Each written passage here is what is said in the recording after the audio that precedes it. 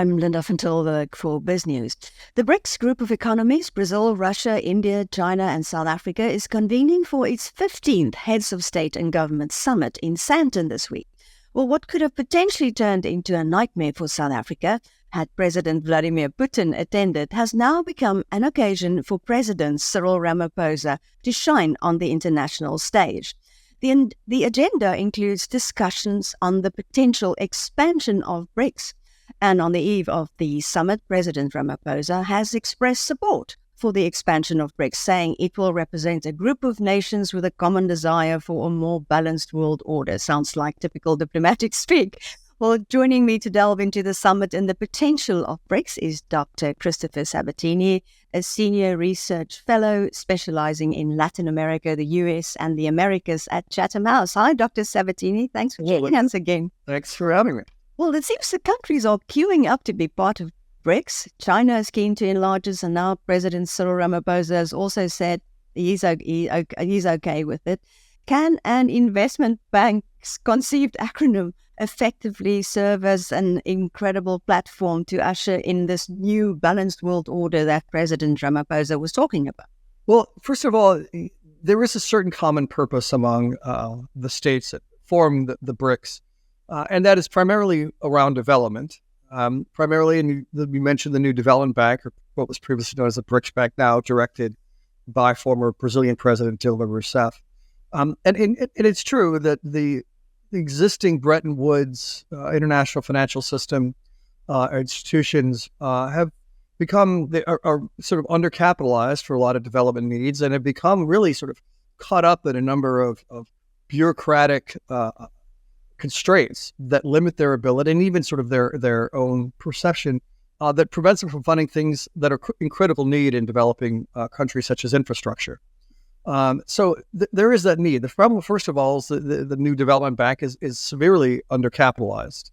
It really in 1 year only gave out about what the World Bank gives out in 10 years. In 10 years only gave out what the World Bank would give out in 1 year. So it isn't meeting the financial need. The larger question, though, is what is the broader purpose of the BRICS?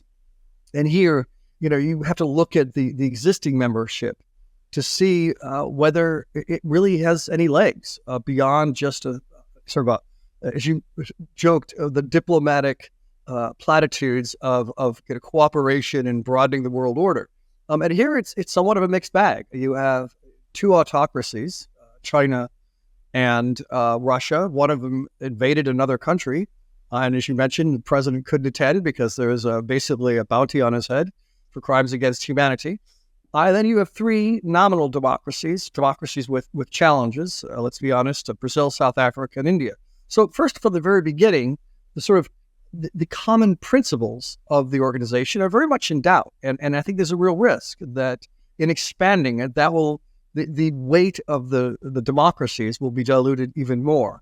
And the potential for greater influence, say, for Russia and China over those other members will be increased as well. Well, can we look at the countries waiting to join? You've mentioned that they are not democracies. Who are they, and why would they want to join? Well, it's a long list, so I'll give you a few of the highlights. One is Saudi Arabia, by no stretch a democracy. Egypt is another country that is queuing up. Venezuela has expressed a desire to join the BRICS. Argentina has expressed a desire. Now, Argentina is a democracy. The others I mentioned are not. In fact, Venezuela is really has one of the most depleted, exhausted economies in the world. Bolivia is also queued. So, it's a mixed bag. And there's some people are saying that that the idea is to try to bring them into the fold and try to use that as a positive pressure point. But again, you have the two main autocracies of the group, Russia and China, who obviously have no commitment themselves to improving democracy within their own countries. So, well, can it ever be a club not dominated by the two dominant nations and the rest just merely follow? Can it ever be anything more than that, with China being such a strong presence? First of all, the very stated nature of the BRICS is really to provide a platform for rebalancing global affairs, a platform for the global South, which itself is rather value neutral. It's not saying that it's going to advance climate policies. It's not saying necessarily that it will advance human development. What it really is an avenue, a platform for countries that have long felt locked out of the global system, both sort of multilateral system with its norms to protect popular sovereignty and norms to protect national sovereignty, as well as norms and conditions that support economic development and global integration economically. So it's this sort of, as you mentioned, a somewhat hollow platitude really risks being very value neutral or very principle free, in a way that one should ask, what sort of world order are some of these democracies that participate in the BRICS seeking to create, that they're willing to ally themselves with blatant autocracies, and autocracies that, even in the case of Russia, obviously invaded another democratic country, or China, which is obviously rattling its saber to invade Taiwan. Are these the sorts of partners you want to hook your global ambitions to? And I'm not sure always that Brazil or Brazilian citizens, say, Indian citizens, or even South African citizens are really asking that question. And, it is true. The need for a global rebalancing is absolutely true. But the question is that better done by reforming the existing system, or even recreating some element of the former system, but to more in favor of development? Or do you do it by making alliances with, in some cases, effectively a rogues gallery of countries?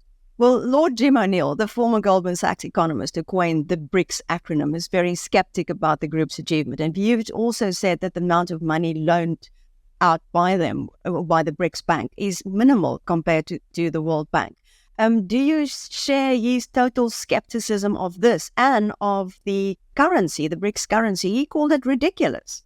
Yes, he was very harsh in his statements in the Financial Times. He actually said he's embarrassed by the way in which this acronym that he coined, simply to identify and group together a set of emerging economies, has now developed its own sort of momentum.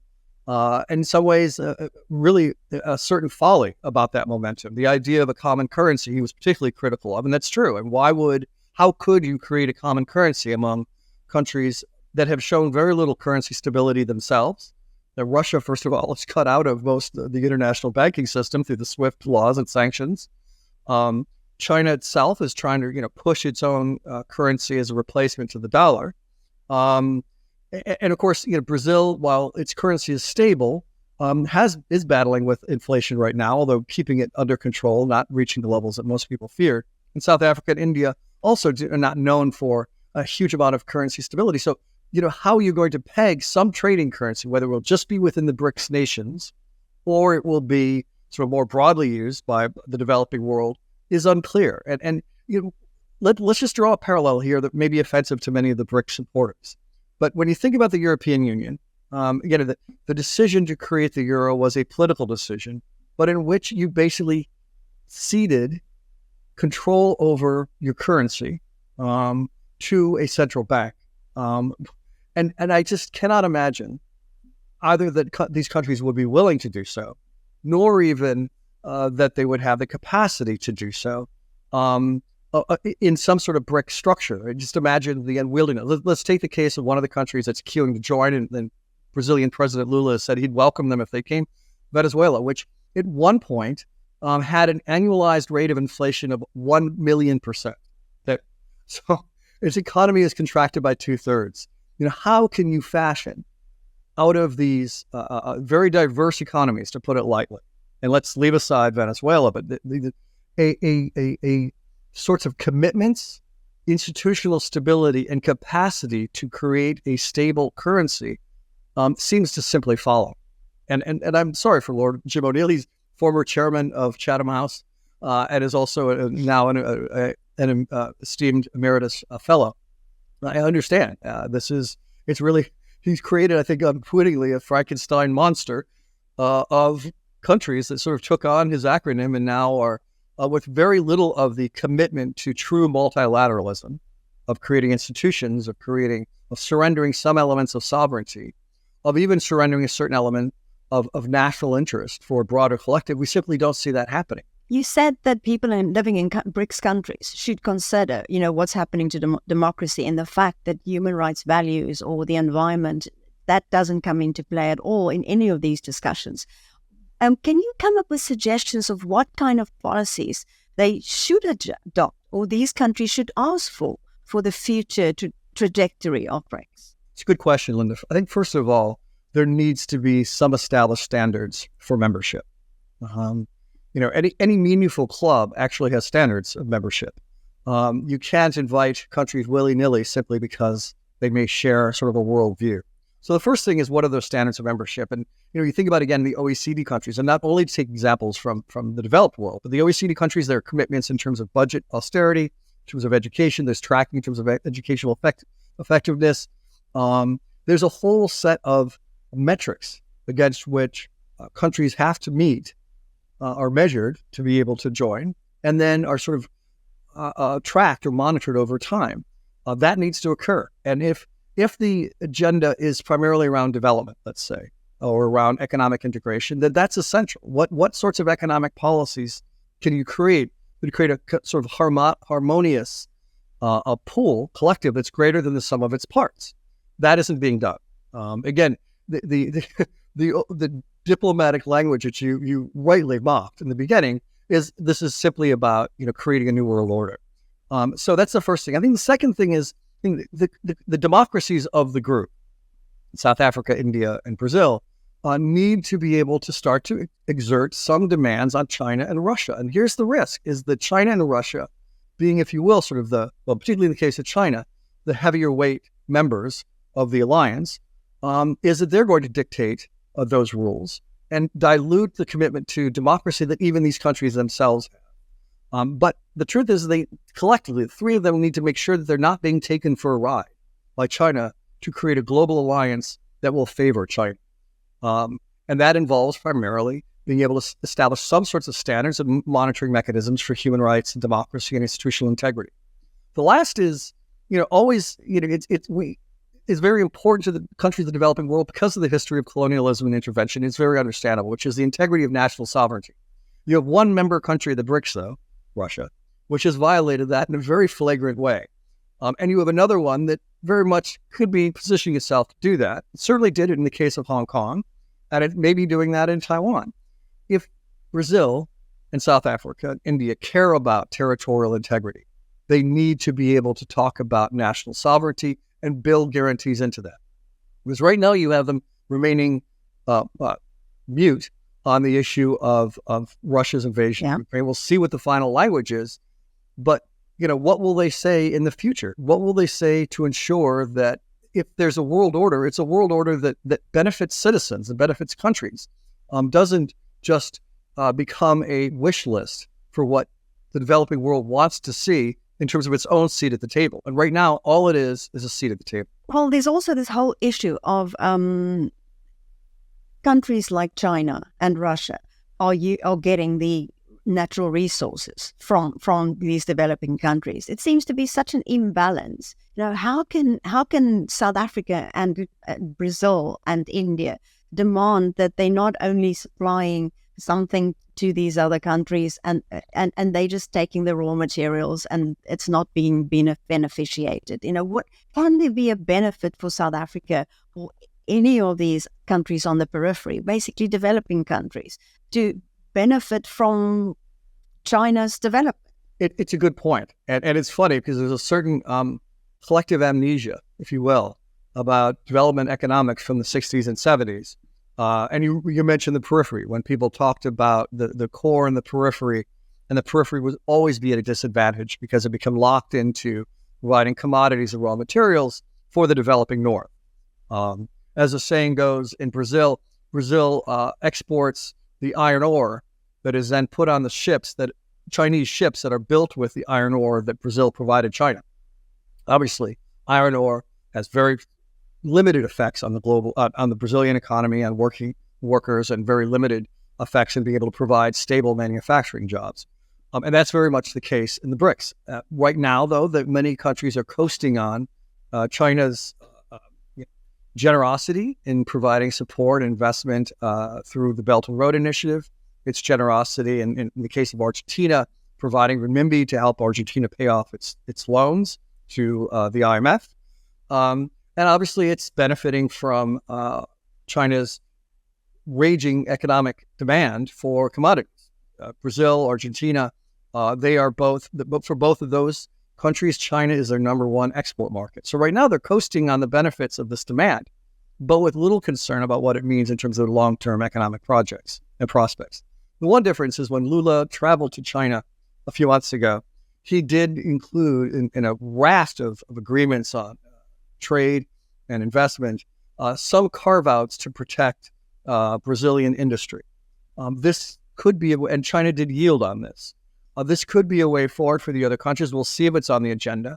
But if it isn't, then again, they're simply riding a wave that we know will crash eventually and has in the past. So what could these, you talked about for business, there could be these guarantees. What kind of guarantees can they ask for? Or what kind of protection for their own industries can they ask for? Well, in a number of areas, they could include some forms of trade protection for key industries. That could include, areas such as aerospace, which is a key industry for Brazil. In other areas, the Brazilians have been asking for protections for local procurement, so that basically Brazilian industries or local industries have a leg up when it comes to bidding for local procurement. Those are two key areas that would be important. Another one is in the case of, say, lithium, which Brazil has large lithium reserves. Argentina does, again, another aspiring member, and China is a large lithium importer, is some provisions that China will share technology and even manufacturing to build the lithium batteries that China is now building in China with lithium mined from Argentina and Brazil. Well, the final question is about our own President, Cyril Ramaphosa. There was a very harsh comment about him. One political commentator said he was the spineless piece of meat in the Russia-China sandwich. How does President Ramaphosa avoid being that? This is going to be an issue. Since, say, South Africa and Brazil and India are so committed to this acronym, multilateralism by acronym, that the question is, are they willing to put forward some real serious proposals and commitments and requests of China and Russia, say, that really get at their human rights conditions, their lack of respect for territorial integrity of neighboring countries, or even a city-state, Hong Kong. But the truth is basically China in particular is the 800-pound gorilla in the BRICS room. And, they are really in a difficult position in how much they can press China for, since China is underwriting, it's hosts the new development bank. It is underwriting a number of infrastructure projects. It's deeply involved in particular in African development across the continent. Obviously also in, how much they're willing to push this in the name of keeping sort of harmonious relations within the BRICS is going to be a question. And it'll be interesting to see what public statements come out. I don't expect anything bold. I don't expect anything that will ruffle feathers. Perhaps we'll get some signal of private conversations that may be occurring on these very difficult issues of Ukraine and China's sort of South China Sea policy recently. But I wouldn't expect much. This is really, it is the 800-pound gorilla. It is driving a lot of these countries, and I think, unfortunately, forcing them to remain mute on some of the key issues that they themselves and their citizens care deeply about. Do you see any of them, I'm talking about not about Russia and China, of the other three, or maybe of the new members, actually standing up and saying that these are the rights we want to be defended? Because I've just said President Ramaphosa has been described as spineless. Do any of the other, would they stand up to China and Russia? Brazil won't. Brazil has the foreign policy advisor of President Lula likes to say that we don't believe in keeping report cards on other countries. And then if you look specifically at the issues of the other countries that are queuing to join, Egypt, Saudi Arabia, I can't imagine any of them coming forward and sort of urging as a condition to their membership, because they're so eager to join. What is their right, power to be able to request any changes. So it's difficult to imagine, again, in the rush to join, in this momentum, that anything meaningful in terms of standards, in terms of practices, will come out of it. India? India is I think wants to use this. I know it wants to use this as a forum to be able to navigate its relations with China, which are always difficult. Obviously, it also has territorial integrity issues. It may actually be a little more aggressive in how it pushes for this issue. But again, it's unlikely to do that because it's going to be a minority partner. And I think it is very happy to be part of a broader club that includes China. It increases its international prestige as BRICS does for Brazil and South Africa. They get a chance to look like they're playing with the big boys and to take on sort of a larger global system that they rightly believe needs to be reformed. I just can't see them risking the broader benefits for this issue. Well, the last question, is there any lessons that China has? Because China managed to uplift a lot of people out of poverty. Is there any lessons that they can take from China? How they can do that? Well, the one is they could take the wrong lesson from China, which is you don't need to be a democracy. You don't need to have human rights to develop.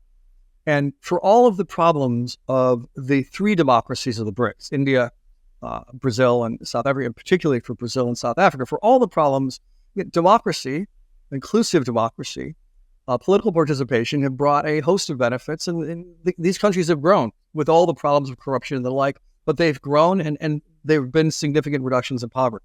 China's been able to do it in a very top-down, and it is indeed a very attractive manner. Its successes in terms of being able to manage economic growth, direct investment into key sectors of the economy, to open up carefully to protect key areas as it opens up, are compelling to many developing countries. The question is how can you do that without rolling back the political rights, the institutionalization of democracy and human rights and political participation in these countries? And that's really the key question. And it, like Russia, are very much an outlier among the other three. Dr. Christopher Sabatini, thanks so much for speaking to us. Thank you.